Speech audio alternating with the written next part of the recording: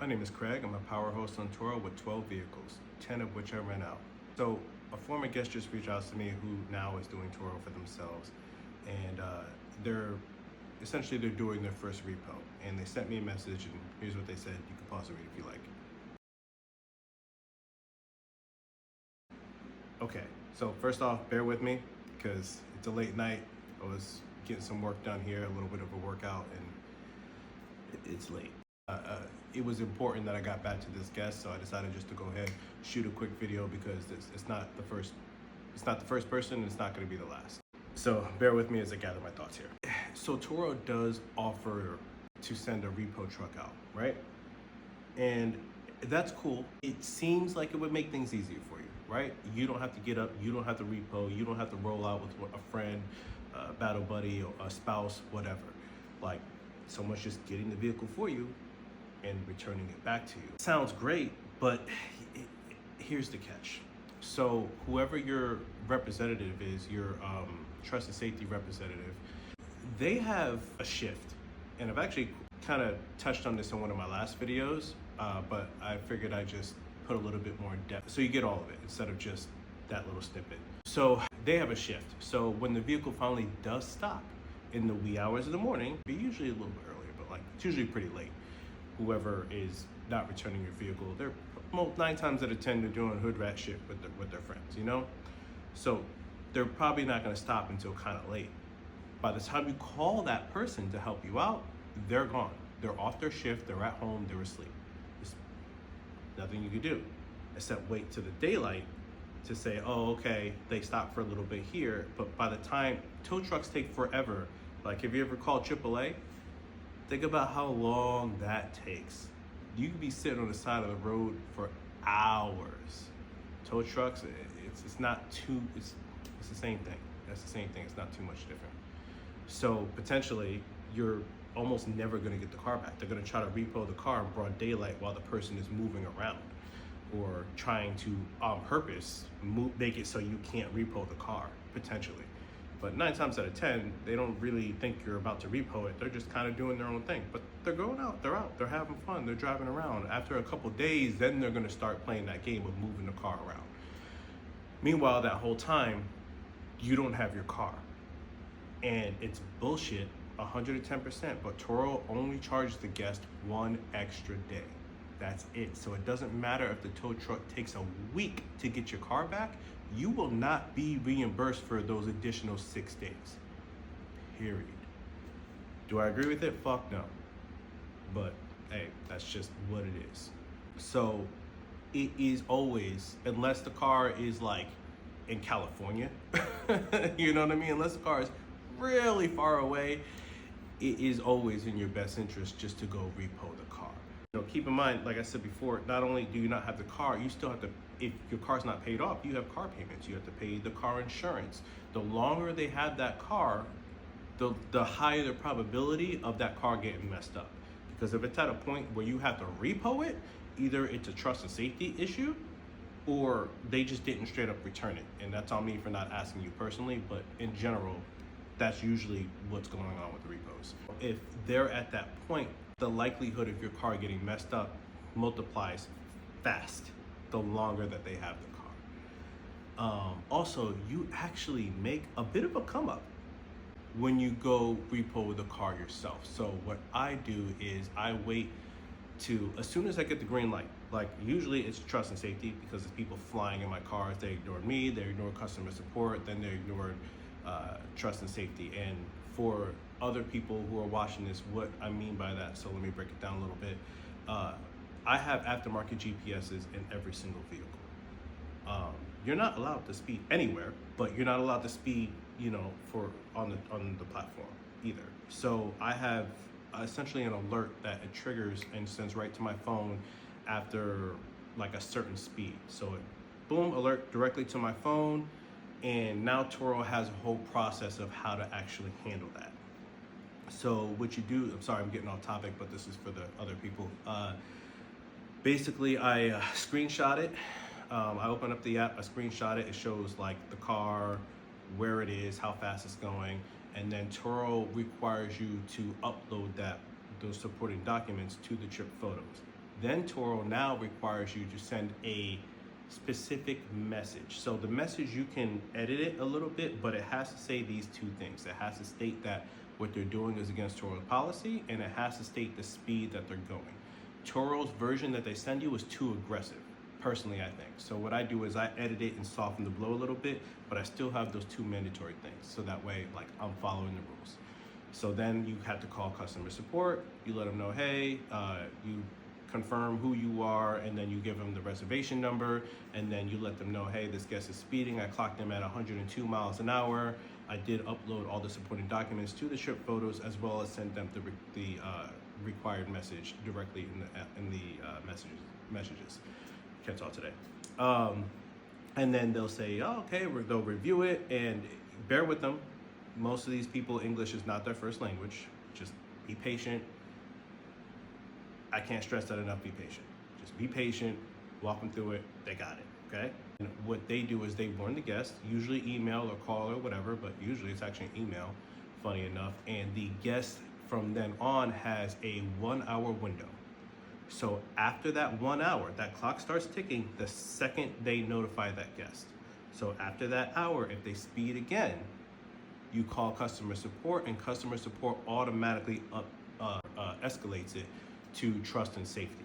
Now, trust and safety does not have to be nice to you. They do not. They do not.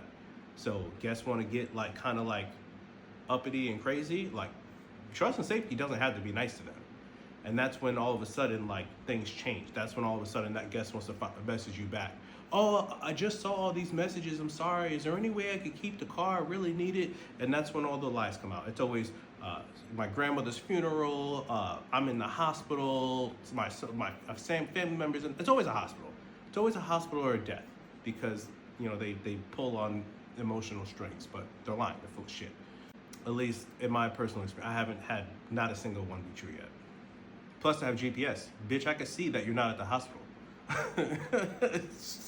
Like, come on, think about it for a second. So yes, where was I? You make a bit of a come up when you go repo the car. So as soon as they give you the green light, they ask you, hey, do you want to self-repo, or do you want to have us to send a tow truck out there? Go get the damn car. Go get the car. What I do is I always repo in the middle of the night, essentially early morning. So anywhere, I'd say 1:30 the earliest to like 5 o'clock in the morning the latest. Because that window, nobody's up, nobody's awake, nobody's doing shit. You know what I mean? You're either just going to sleep if you're up and going hard, or you're just getting up if you're a responsible person to go like work some crazy shift. But these people 9 times out of 10 aren't responsible. You are more likely to be able to repo your car without any resistance whatsoever. So keep a spare. I have spares for every car. Now, matter of fact, I need to make 2 more because I just had 2 repos kind of recently. So basically what I do is I hire somebody to roll out with me, and we roll out in the middle of right then. As soon as I get the green light, I'm out. Because usually it's kind of far. It's like, for the most part, not always, but sometimes, most of the time it's pretty far. So I'll roll out to wherever I'm going, and I'll hire somebody to roll out with me. I'll keep the spare, and I'll drive, whatever car, because I got multiple cars, and I'll essentially, locate the car, kind of do a little reconnaissance, drive by, scope the area, and just like, I'm not gonna just circle around and be suspicious. Creep on past it, but not like super slow. As soon as I see it, I'm just gonna keep going, and then I'll usually turn around, like put a decent amount of distance, turn around, pull up a little bit, turn off the lights before I all the way finish the turn, just in case. And I keep that distance between whoever I'm with and the vehicle, just in case. Because what if something actually happens? What if they're there? What if, there's no telling what can actually happen. I haven't had any issues, but I'd rather be safe than sorry. So I put a little pep in my step, got my little spare, boop, boop, get in, take off a little bit, and I'll pull over rather quickly. And anything that looks valuable remotely, I'm pulling it out of the car and I'm dumping it right there on the side. Because at the end of the day, like, if they left super valuable stuff in there, they can technically come after you. So I dump all that stuff right there. That's your problem now, and I'm out. and then I put some good distance between where I repoed the vehicle and where maybe a gas station, essentially. And that's when I pull in. It's a public, to well-lit area, pull over, let the representative know that I have the vehicle, even though they're asleep. You can usually text them, and then I take all my photos of the car. But it's important that you dump any of their valuables out before you get too far, because if you're taking all the photos of the car and they have, I don't know, a wallet in there or a cell phone, or I mean, the likelihood of that is pretty slim, but if they have something of value in there, now you just took a picture of the interior car showing that you have the thing, and now you kind of have to give that back to them. So get rid of it before you get too far. So dump it off. Like, hey, whatever. Like, it's cruel, but at the same time, they just try to steal your car. Fuck them. Dump that shit off on the side. Get the hell up out of there. But yeah, then you have to take all your photos, and here's where you actually make a killing. So because you repoed it so fast, you're not missing any days really. So at that point, they get charged for an additional day, because it's usually rolls into another day by the time you have to repo it. They get charged a late fee, an improper return fee, most likely gas and gas reimbursement, because those people almost never pay for the prepaid gas. So you gotta fill the tank back up, which they get charged for. You have to take a picture of the receipt and upload it to the trip photos. And then there's a gas convenience fee of an additional $10. Let's not forget that key fob. They're gonna pay top dollar for that key fob. And usually whenever I have to repo a car, it's almost always a smoking fee and almost always a cleaning fee, which is $150 each. So we're up to, several $100s already. And then Turo, out of their own pocket, will compensate you for the self-repo. So I think the cutoff is, $350. So you can get anywhere from about 100, 150, all the way up to 350 to go repo your vehicle, in addition to all the stuff that they just got charged. So yeah, you make a huge come up. Not a huge come up, but like, it's enough. It's enough to fund your trip all the way there. It's enough to pay whoever is rolling out with you. It's enough to pay to cover food and energy drinks, coffee, whatever it is, to keep you guys up and going. And it's enough for the gas and tolls there and back. And it's enough to still put a few $100s in your pocket even after replacing the key fob.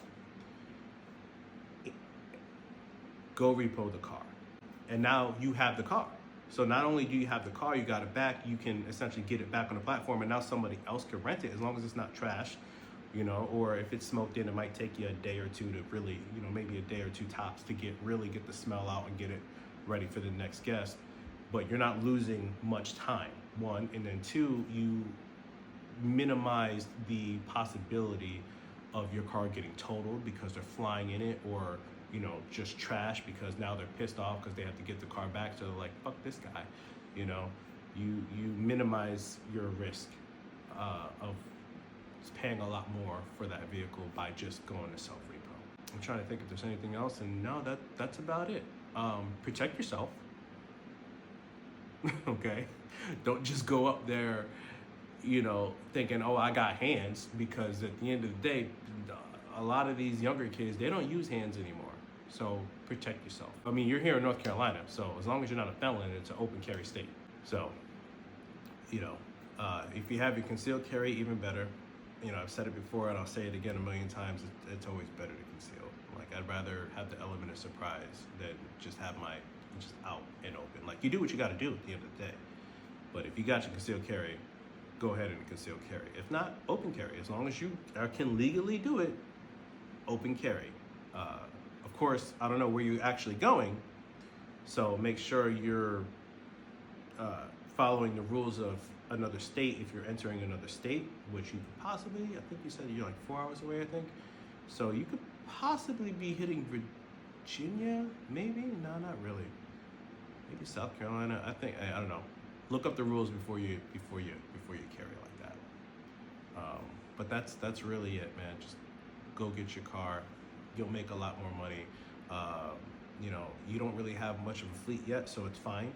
But for other people who have a bit of a fleet or aspiring to have a fleet, obviously you're gonna wanna block out your other vehicles. I start blocking it out like pretty much as soon as they speed again after that 1 hour window. I immediately document it, immediately call support, but I put it on speaker and I start blocking out the rest of the vehicles and plan my repo accordingly. You know, it sucks because, you know, I'm blocking out those, but I'm moving so fast that I get back in a day. Like, no matter where I'm going. I think the last place I just went to was before, actually the last place I went to was right here in Fayetteville. But prior to that, the last place I went to was Maryland. So it's about a 15-hour ordeal there and back. And we just straight through, straight back. We only stopped for food, gas, and, you know, stuff like that. But that's it. But essentially, like, we got it in the middle of the night, got the car back, and I was able to get it re-rented the next night, the next evening. So I got all that money from him and from Turo, and I got it cleaned. I got the smoke smell out. I actually ended up having to do some maintenance with it anyways. The person who rolled out with me was my mechanic, and he's the one who pointed out, yo, like, something's going on here, and it was like shaking a little bit. Wheel bearings, I think it was. So, you know, by the end of the day, the next day, it was able to rent, and somebody actually booked it, and it was right back out. If I had waited for Turo to repo it, I could have been waiting, you know, a couple days to maybe even a few weeks. There's no telling when they can actually get the car. So I think it's, personally, like I said, unless the car is really, really far away, I think it's in your best interest to repo, more or less, no matter what. You know, one of my furthest repos was all the way in Flint, Michigan. And I think I shared this, yeah, I did share the story on here. We turned it into a family vacation. It was short, but it was still a family vacation. It was on my wife's bucket list. She wanted to roll out with me. I was uncomfortable taking her and my son to Flint, Michigan, especially to go repo a car with these, you know, wild kids who tried to steal the car. But, you know, it's the wee hours of the morning. Nobody's awake. I still protected myself. And I still put some distance between my family and the vehicle. But like, everything worked out beautifully. He got charged out the wazoo. He funded that whole trip. We stayed there for like 2 days. And we saw the Great Lakes. We went to all the couple tourist spots, and then we asked the locals where to go, and then we went to the places where the locals go. I don't want to get too off topic, but the point is, he fully funded that trip for me. Like, if I had to pay for my hotel rooms, then I would have had to come out of pocket a little bit, but not much. You know, shout out to Hilton. You know, if hotels are your jam, a Hilton Honors card is fantastic, because all your reward points go to hotel stays. So it's rare that I pay for a hotel unless I just don't want to stay at a Hilton or a Hilton is not available. But because of that, like I said, I didn't pay for my hotel, so he funded everything. We went out to eat, we went out to fancy restaurants. We did a lot, actually. We did a lot. It was a beautiful, beautiful, we loved it so much we want to go back. Let's just put it that way. So that's it. Thanks for reaching out to me. Again, I actually kind of like these Q&As, so if anybody has any questions, you know, feel free to shoot me a message, and I'll typically respond with a video, because, you know, as I said before, whatever question you're asking, a lot of people ask it all the time, especially new guests that I've run into, where they're coming to rent a vehicle from me, and I gave them the presentation, and then they start asking their 21 questions. Most people ask the same series of questions for the most part. So I try to essentially get these videos already made, so that way I can just tell them, I give them a little bit, and then I tell them, actually, like, on the back of that card, my social media, blah, blah, blah. And they can actually just watch the video for themselves and take their time ingesting the information, instead of just me vomiting just a fuck ton of information all at once. You're not gonna retain it. Most people can. Some people actually retain it, but not a lot of people can retain that amount of information that fast right there on the spot. So these videos are a good way for everybody to learn, and I wish people did this for me when I started Turo, because I didn't learn. I had to figure all this out myself. Nobody is giving out game like this. So Thanks for reaching out to me. I hope you get your vehicle back in a timely manner. As always, I'm your power host, Craig, and I hope I can provide a better experience.